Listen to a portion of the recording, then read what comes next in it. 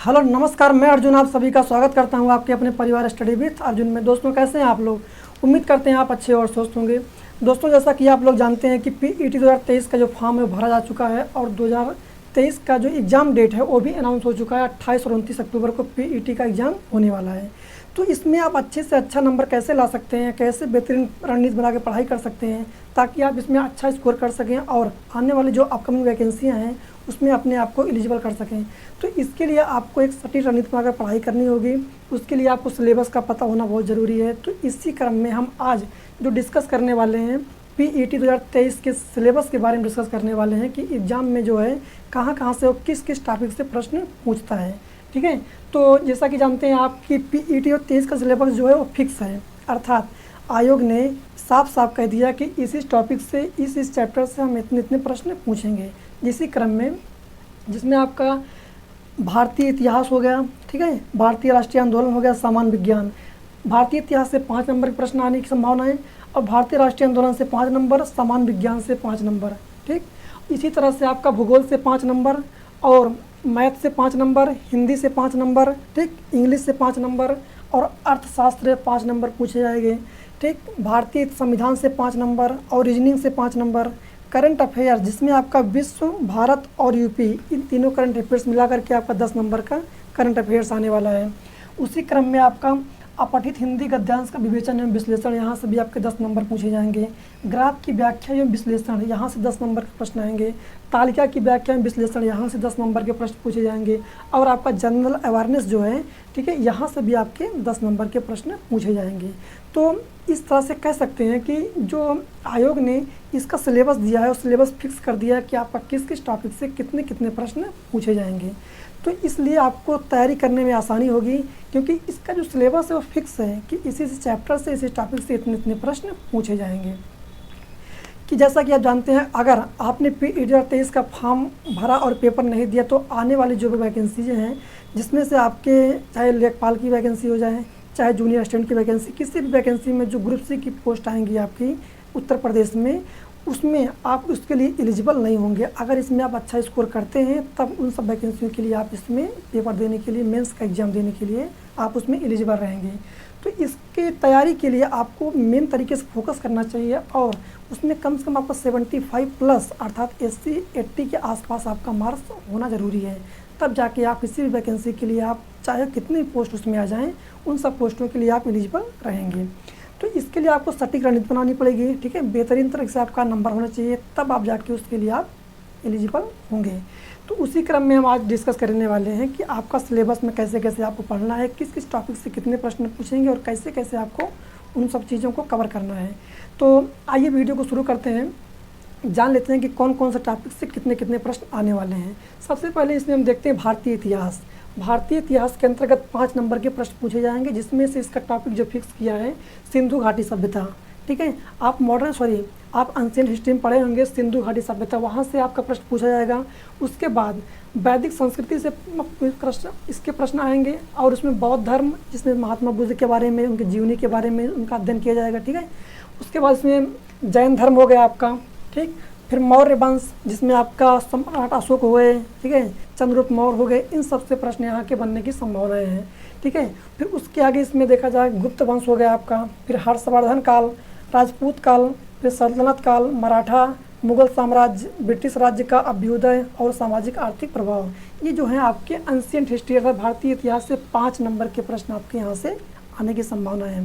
हालाँकि आप इसको देख रहे हैं एक एक टॉपिक का प्रश्न इसमें मतलब एक टॉपिक दे रखा है, लेकिन जब इसको आप पढ़ने जाएंगे तो आप डीपली पढ़ना पड़ेगा आपको क्योंकि इसका जो सिलेबस है वो लंबा पड़ जाता है। आप सिंधु घाटी पढ़ने जाएंगे तो उसमें बहुत लंबा सिलेबस होता है, तो उसको आपको अच्छे से कवर करना है, अच्छे से पढ़ना है। इन सब चैप्टरों को आप अच्छे से कवर करना है इसमें, चाहे वो बौद्ध धर्म हो गया हो, चाहे आपका जैन धर्म हो गया हो, चाहे आपका सिंधु घाटी हो गया हो, चाहे मुगल साम्राज्य हो गया हो, इन सबको आप डिटेल में जाके अच्छे से पढ़ना है। तो भारतीय इतिहास से 5 नंबर प्रश्न आने वाले हैं। उसके बाद देखते हैं भारतीय राष्ट्रीय आंदोलन। देखिए क्या है, ये आधुनिक भारत है। आधुनिक भारत का जो भारतीय राष्ट्रीय आंदोलन है उसी के अंतर्गत आपका स्वाधीनता आंदोलन, ठीक है, के प्रारंभिक वर्ष अर्थात स्वाधीनता आंदोलन जब स्टार्ट हुआ तो उस समय की जहाँ से प्रश्न बन सकते हैं वहाँ से प्रश्न पूछे जाएंगे। उसके बाद आता है स्वदेशी तथा सविनय अवज्ञा आंदोलन, ठीक है, फिर उसमें क्रांतिकारी आंदोलन, ठीक, फिर उग्र राष्ट्र का उदय, यहाँ से प्रश्न पूछे जाएंगे। फिर विधायी संशोधन, जिसमें से एक्ट हो गए, जैसे मतलब 1935 का एक्ट हो गया, ठीक है, बाकी इसे 1833 का अधिनियम हो गया। इन सब से जो एक्ट अधिनियम है वहाँ से प्रश्न पूछने की संभावनाएं हैं। इसमें प्रमुख आंदोलन हो गए, जैसे आपका भारत छोड़ो आंदोलन हो गया, ठीक है, सबने अवज्ञा आंदोलन हो गया, और ये सब जो आंदोलन हैं यहाँ से भी प्रश्न आपके पूछे जाएंगे। क्योंकि देखिए आधुनिक भारत में बहुत से ऐसे आंदोलन हैं जो क्रांतिकारियों के द्वारा समय समय पर किए गए थे, तो वहाँ से आपके प्रश्न बनने की संभावनाएं आपके 100% हो जाती हैं। उसी में आपका सामान्य विज्ञान, देखिए सामान्य विज्ञान में बोला है कि जो हाई स्कूल लेवल का एग्ज़ाम होता है, हाई स्कूल लेवल का मतलब उसका जो विषय है, वहीं से आपका सामान्य विज्ञान से 5 नंबर के प्रश्न पूछे जाएंगे, ठीक है। इसमें भौतिक विज्ञान, रासायनिक विज्ञान और जीव विज्ञान के प्रश्न सम्मिलित होंगे। ये हो गया आपका जीव सामान्य विज्ञान। सामान्य विज्ञान से भी आपके 5 नंबर के प्रश्न आएंगे। उसके बाद अगला देखते हैं हम भूगोल, ठीक है, ज्योग्राफी। ज्योग्राफी के अंतर्गत आपका भारत एवं विश्व का भूगोल, ठीक है। उसके बाद इसमें नदी, नदी घाटी, भूजल संसाधन हो गए, और पर्वत, पहाड़ियाँ तथा हिमनद आदि टॉपिक से प्रश्न पूछे जाएंगे, ठीक। उसके बाद इसमें देखिए मरुस्थल हो गया आपका, शुष्क क्षेत्र हो गए, वन एवं खनिज संसाधन हो गया आपका, जलवायु तथा मौसम हो गया, टाइम जोन आपका इम्पॉर्टेंट है, क्योंकि पिछला एग्जाम उठा के देखेंगे PET 2023, 22, 21 का, तो उसमें टाइम जोन से आपका 1-2 प्रश्न हर शिफ्ट में पूछा गया है, ठीक है। टाइम जोन से आपके प्रश्न आने की संभावनाएं 100% होती हैं। उसके बाद है आपका भारत एवं विश्व का राजनीतिक भूगोल, ठीक है। भारत एवं विश्व का राजनीतिक भूगोल, यहाँ से भी आपके प्रश्न बनते हैं। आपका फिर देखिए हिसाब से भूगोल के 5 नंबर यहाँ से आप पूछे जाएंगे, ठीक। उसके बाद हम देखते हैं मैथ। मैथ में आपका जो है अर्थमेटिक मैथ पूछी जाती है, और नॉर्मली होता है, ज़्यादा टफ पूछा नहीं जाता है, क्योंकि जो अर्थमेटिक का पोर्शन होता है इसमें आपका पूर्णांक संख्याएं हो गई, भिन्न एवं दशमलव संख्याएं हो गई, आपका वर्ग एवं वर्गमूल हो गया, आपका घातांक एवं करड़ी हो गया, यहाँ से प्रश्न आता है, घात एवं औसत हो गया, ठीक। साधारण अंकगणितीय समीकरण हो गया आपका। ये जो अंकगणितीय पोर्शन है यहाँ से आपके 5 नंबर पूछे जाएंगे, और नॉर्मली मैथ है इसमें से आते हैं, आप ज़्यादा टफ यहाँ से नहीं पूछा जाता है। हिंदी देखते हैं, हिंदी के जो व्याकरण पोर्शन है वहाँ से भी आपका प्रश्न 5 नंबर के आते हैं, जिसमें आपके संधि हो गई, विलोम, पर्यायवाची, वाक्यांशों के लिए एक शब्द हो गया आपका, लिंग, भिन्नात्मक शब्द हो गए, मुहावरे एवं लोकोक्तियाँ हो गई, और लेखक एवं रचनाएँ हो गए। ये व्याकरण से हो गए आपके 5 नंबर के प्रश्न आपके हिंदी व्याकरण से आते हैं, ठीक है। उसके बाद इसमें देखते हैं इंग्लिश में 5 नंबर का प्रश्न आता है, जिसमें आपका अंग्रेजी व्याकरण से भी प्रश्न आते हैं, और एक पैराग्राफ दे जाता है, उससे आपका उसमें से भी प्रश्न आपके पूछ लिए जाते हैं। तो इन सब से मिला करके 5 नंबर के प्रश्न आपके इंग्लिश से आने वाले हैं, ठीक। उसके बाद इकोनॉमिक्स से अर्थशास्त्र 5 नंबर के प्रश्न पूछे जाएंगे, जिसमें आपके भारतीय अर्थव्यवस्था हो गई, जिसमें 1947 से 1991 तक के प्रश्न आपके यहाँ से भी आ सकते हैं। इसमें साफ साफ बताया है कि भारतीय अर्थव्यवस्था जो है 1947 से 1991 तक की अर्थव्यवस्था को भी पूछा जा सकता है। उसके बाद योजना आयोग, पंचवर्षीय योजना, सबसे इम्पॉर्टेंट टॉपिक जो हर एग्जाम में ही पूछा जाता है, इवन चाहे कोई भी एग्जाम उठा के देख लीजिए आप, पंचवर्षीय योजना से किसी न किसी टॉपिक से आपका कहीं ना कहीं से प्रश्न बन जाता है। तो योजना आयोग आपको पढ़ लेना है, पंचवर्षीय योजना भी तैयार कर लेनी है। उसके बाद इसमें देखिए निजी एवं सार्वजनिक क्षेत्र से आपके प्रश्न बनते हैं। फिर उसके बाद हरित क्रांति हो गई आपका, दुग्ध विकास एवं ऑपरेशन फ्लड हो गया, ठीक है। उसके बाद कृषि का सुधार हो गया आपका, ढांचा का सुधार हो गया, ठीक। उसके बाद श्रम सुधार हो गया, आर्थिक सुधार, बैंकों का राष्ट्रीयकरण एवं सुधार, अर्थात जितने भी कृषि संबंधी जितने भी सुधार किए गए हैं वहाँ से भी आपके प्रश्न बन जाते हैं, कहाँ, इकोनॉमिक्स अर्थशास्त्र के अंतर्गत, ठीक। उसके बाद हम देखते हैं भारतीय संविधान। भारतीय संविधान से आपका 5 नंबर का प्रश्न बनने वाला है, जिसके अंतर्गत भारतीय संविधान की मुख्य विशेषताएं यहाँ से प्रश्न बनेंगे। फिर DPSP, direct principle state policy, अर्थात नीति निर्देशक तत्व, यहाँ से प्रश्न आपके आते हैं। उसके बाद मौलिक अधिकार, फंडामेंटल राइट्स एवं फंडामेंटल ड्यूटीज़, अर्थात मौलिक कर्तव्य एवं मौलिक अधिकार से भी प्रश्न पूछे जाएंगे। उसके बाद संसदीय प्रणाली हो गई आपकी, संघीय प्रणाली हो गई, न्यायिक ढांचा हो गया, केंद्र और राज्य संबंध हो गया, ठीक है, supreme court, high court, district court और पंचायती राज। ठीक है, भारतीय संविधान से आपके 5 नंबर के प्रश्न इन टॉपिकों से पूछे जाने वाले हैं। उसके बाद आते हैं हम रीजनिंग के में। रीजनिंग में देखिए इसमें बृहत एवं लघु, ठीक है, क्रम एवं रैंकिंग, ठीक है, और रक्त संबंध, समूहों को भिन्नों से अलग करना, कैलेंडर, घड़ी, ठीक है, कारण एवं प्रभाव, कोडिंग डिकोडिंग, ठीक है। इन सब टॉपिक से आपके 5 नंबर के प्रश्न आपके रीजनिंग में पूछे जाने वाले हैं। ये आपका हो गया रीजनिंग पोर्शन, जिसमें 5 नंबर के प्रश्न आएंगे। उसके बाद देखते हैं हम करंट अफेयर्स। करंट अफेयर्स में देखिए इसमें वर्ल्ड का भी पूछा जाएगा, इंडिया का भी पूछा जाएगा और उस साथ साथ यूपी का भी पूछा जाएगा। इन तीनों टॉपिकों से मिला करके आपका 10 नंबर का केवल करंट अफेयर्स आने वाला है। कहाँ? PET 2023 में, ठीक है। उसके बाद आता है आपका अपठित हिंदी गद्यांश का विवेचन एवं विश्लेषण, अर्थात हिंदी का 2 पैराग्राफ दिया जाता है, उसी के अंतर्गत आपसे प्रश्न पूछा जाता है। तो हिंदी में कुल मिलाकर के 10 नंबर यहाँ से आने वाले हैं और 5 नंबर आपके हिंदी व्याकरण से आने वाले हैं। तो कुल मिलाकर के 15 नंबर आपका हिंदी पोर्शन से आने वाला है। उसके बाद ग्राफ की व्याख्या एवं विश्लेषण, यहाँ से 10 नंबर के प्रश्न बनने वाले हैं। देखिए, और तालिका की व्याख्या एवं विश्लेषण, यहाँ से भी आपके 10 नंबर के प्रश्न बनने वाले हैं। ये दोनों टॉपिक जो है आपका मैथ ही पोर्शन का होता है और एक मैथ का पोर्शन आपका 5 नंबर के यहाँ, 20 नंबर के यहाँ। तो कुल मिलाकर के मैथ के पोर्शन में आपका 25 नंबर पूछा जाने वाला है, जिसमें से 20 नंबर आपके तालिका एवं ग्राफ से आने वाले हैं और 5 नंबर आपका मतलब अर्थमेटिक से आने वाला है।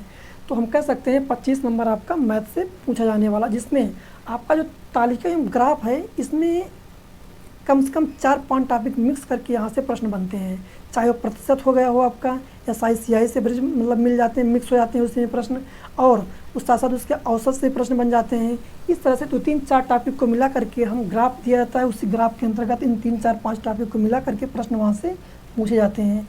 तो जो ग्राफ एवं तालिका का प्रश्न होता है, क्वेश्चन जहाँ से आते हैं, थोड़ा लेंदी प्रोसेस हो जाता है इसका। ये पिछली बार एग्जाम में जब पेपर में मतलब एग्जाम में क्वेश्चन आए थे, थोड़ा लेंदी क्वेश्चन आया था, जिसमें सारे बच्चे झल्ला गए थे, मैक्सिमम बच्चे जो हैं परेशान हो गए थे। तो इसके लिए आपको ग्राफ एवं तालिका को अच्छे से, जितने भी टाइप से प्रश्न बन सकते हैं, उन सब को अच्छे से आपको इसमें पढ़ना है, अच्छे से आपको कवर करना है, किसमें? ग्राफ एवं तालिका में, ठीक। यहाँ से आपके 20 नंबर आने वाले हैं मैथ के पोर्शन से, ठीक। उसके बाद आपका आता है जनरल अवेयरनेस, अर्थात सामान्य अध्ययन, इसको बोलते हैं स्टैटिक जीके। इसी के अंतर्गत आपका 10 नंबर का प्रश्न यहाँ से पूछा जाने वाला है, जिसमें से आपके भारत के पड़ोसी देश हो गए, देश की राजधानी और मुद्राएं हो गई, ठीक है, भारत के राज्य केंद्र शासित प्रदेश हो गए, ठीक है, वहाँ से प्रश्न बन सकते हैं।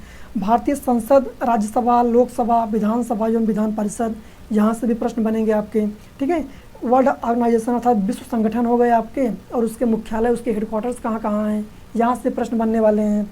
उसके साथ साथ भारतीय पर्यटन स्थल, ठीक है, टूरिस्ट प्लेस कहाँ कहाँ पे हैं और कहाँ कहाँ पर्यटन स्थल हैं, और भारत की कला एवं संस्कृति, मतलब लोक गायन शैली हो गई, नृत्य शैली हो गई, यहाँ से भी आपके प्रश्न पूछे जाने वाले हैं। उसके बाद देखिए इसमें भारतीय अनुसंधान संगठन हो गया है, यहाँ से भी आपके प्रश्न बनेंगे। साथ साथ प्रसिद्ध पुस्तक और लेखक और उनकी रचनाओं के बारे में और पुरस्कार विजेताओं के बारे में, ठीक है, यहाँ सबसे प्रश्न आपके स्टैटिक जीके से बनने वाले हैं। तो ओवरऑल कह सकते हैं कि कुल मिलाकर के आपके 100 नंबर के प्रश्न आपके इन सब टॉपिकों से मिलाकर के पूछा जाने वाला है, जिसके बाद आपको कम से कम 75 प्लस स्कोर करना बहुत ज़रूरी है, ताकि आप आने वाली वैकेंसियों के लिए एलिजिबल हो सकें। तो ये कुछ टॉपिक हो गए आपको, जो टॉपिक इसमें दिया गया है, ये UPSSC आयोग ने अपनी वेबसाइट पे जो सिलेबस अपलोड किया है, उसी सिलेबस उसी का ही आपको बोर्ड पर लिख करके समझाया बताया गया है, ठीक है। ये जिस प्रकार से UPSSC आयोग ने अपनी वेबसाइट पर सिलेबस को अपलोड किया है, वही सिलेबस है आपके सामने लिखा हुआ है। आप इस सब सिलेबस को नोट कर लीजिए, और नोट करने के बाद इसमें एक एक टॉपिक उठा करके, ठीक है, चाहे जैसे मान लीजिए अगर इतिहास पढ़ रहे हैं आप, तो इतिहास में एक टॉपिक उठाइए सिंधु घाटी के अध्ययन के बारे में पूरी तरह से आप डिस्कस कर लीजिए, पूरी तरह से आप उसको कंठस्थ होकर के पढ़ लीजिए, ठीक है। तो एक एक टॉपिक उठा करके आप उसको 1.5 महीने के अंतर्गत तैयार करके रिवीजन करिए, ताकि आने वाले एग्जाम में आप अच्छा से अच्छा स्कोर कर सकें, ठीक है। इसलिए आपका जो इसमें देखिए, इसमें एक अच्छी बात ये है कि सिलेबस तो इसका लेंदी है, क्योंकि इसमें हर टॉपिक से, हर सब्जेक्ट से प्रश्न पूछे जाने वाले हैं। लेकिन सही बात ये, अच्छी बात ये है कि इसका टॉपिक जो मतलब सिलेबस फिक्स कर दिया कि इसी टॉपिक से हम प्रश्न पूछेंगे। और ऐसा हुआ भी है कि पिछली बार जो साल भी एग्ज़ाम हुआ है, UPSSC आयोग ने जो कराया है एग्ज़ाम, उसके अंतर्गत जितने भी टॉपिक अब सिलेबस में दिए रहते हैं, उसी के अकॉर्डिंग प्रश्न आए हुए हैं। हमने भी एग्ज़ाम दिया है, तो हम भी जानते हैं कि कहाँ कहाँ से, मतलब किस तरह से प्रश्न कहाँ से उठाया हुआ है। तो कह सकते हैं कि इसी सिलेबस के अकॉर्डिंग ही आयोग जो है प्रश्न को देता है एग्ज़ाम में। तो इस जितने भी टॉपिक दिए गए हैं इन सबको अच्छे से आप पढ़ने का प्रयास करें, ताकि आप 1 महीने के अंतर्गत इस सब टॉपिक को ख़त्म कर लें, सिलेबस को पूरा कंप्लीट करके आप उसके बाद मात्र 20 दिन इसमें केवल रिवीजन में आप दीजिए उसको, ठीक है। क्योंकि आपके पास समय कम बचा हुआ है।